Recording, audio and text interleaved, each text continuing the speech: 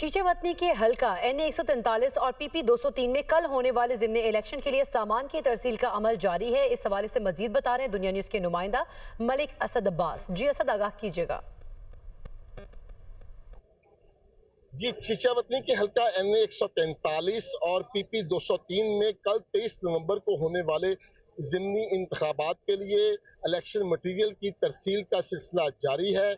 यहाँ बल्दिया चीचावतनी में के हॉल में जो पोलिंग का अमला है वो सामान हासिल करने के बाद अपने अपने पोलिंग स्टेशन की तरफ रवाना हो रहा है।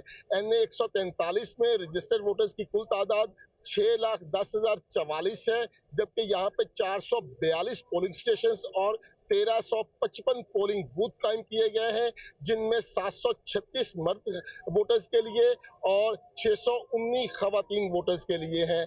इसी तरह अगर हम बात करें PP 203 की, तो यहाँ पे रजिस्टर्ड वोटर्स की कुल तादाद 2,53,099 है। यहाँ पे 185 पोलिंग स्टेशन जबकि 555 पोलिंग बूथ कायम किए गए हैं। कल 23 नवंबर को पोलिंग का अमल जो है वो सुबह 8 बजे से लेकर शाम 5 बजे तक बिला ताअत्तुल जारी रहेगा। जी।